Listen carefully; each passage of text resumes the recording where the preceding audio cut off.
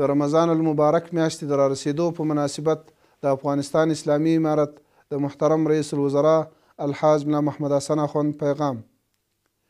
بسم الله الرحمن الرحیم. الحمد لله الذي فضل اوقات رمضان على غيره من الازمان وانزل فيه القرآن هدى وبينات من الهدى والفرقان والصلاة والسلام على نبينا محمد وعلى آله وأصحابه والتابعين لهم بإحسان.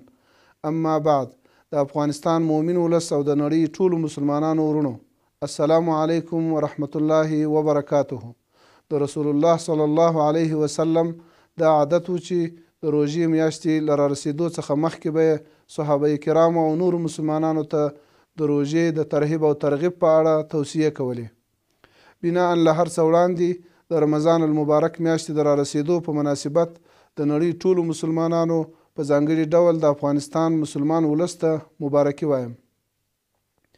دغه مبارکه میاشت د توبې او عبادت میاشت ده چې ټول نیک عملونه پکې د نورو وختونو په پرتله څو برابره زیات اجر او ثواب لري.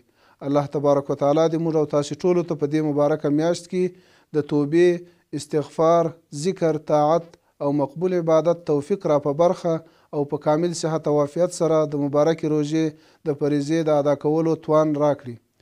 آمین یا رب العالمین. د روژې په مبارکه میاشت کې قرآن کریم نازل شوی. په دې میاشت کې د نفس د تزکیې الله تبارک وتعالی ته د رجوع، د مسلمانانو ترمنځ د خواخوږۍ او اتحاد، صله رحمۍ او پر بېوسو او بېوزلو د شفقت او صدقې مهم فرصت دی. هیله ده د مبارکې روژې دغه ارزښت او فضیلت ته په پام سره د اجر او مغفرت له دې معنوي لحظاتو څخه ټول مسلمانان استفاده وکړي. پر علماء کرامو او د مساجدو پر خطیبانو او ملا امامانو غږ کوم چې په رمضان المبارک میاشت کې په مساجدو کې د تراویح لمانځه د ادا کولو ترڅنګ د دینی تعلیم، دعوت او د قرآن عظیم شان د ترجمې یا تفسیر دورې جوړې کړي ترڅو عام مسلمانان د الهي کلام له معنا او مقصد څخه خبر شي. مسلمانان وروڼه دې هم په پوره شوق د قرآن کریم د تلاوت ترڅنګ د قرآن کریم د ترجمې او تفسیر په درسونو کې ګډون وکړي.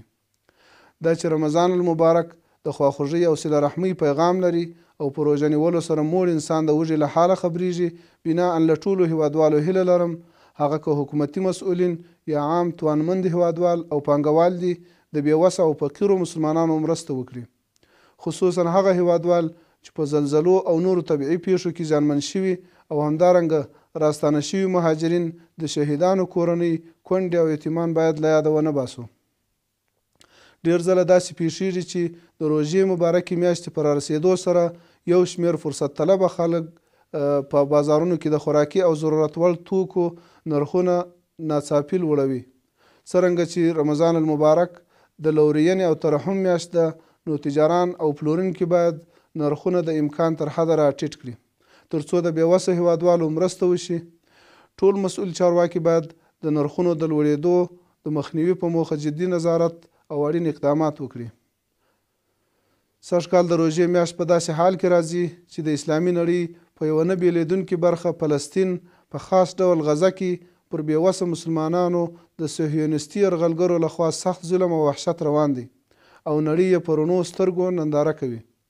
موږ یو ځل بیا پر ټول بشریت، خصوصا نړیوالو سازمانونو او اسلامي هیوادونو غږ کوو چې د دغه روان ظلم او وحشت په پای ته رسولو کې خپل مسؤلیت ادا او د غزې د مظلومو مسلمانانو عاجل لاسنیوي او ملاتړ ته راوړاندې شي.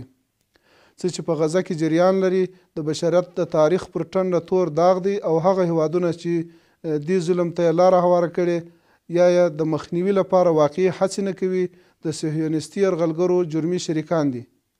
په پای کې یو ځل بیا د رمضان المبارک میاشتې په راتګ سره ټول اسلامي امت هر فرد ته د مبارکۍ مراتب وړاندې کوم او دعا کوم چې د دې مبارکې میاشتې په برکت دی الله تعالی د مسلمانانو ترمنځ بشپړ اتحاد او خواخوږي رامنځته کړي.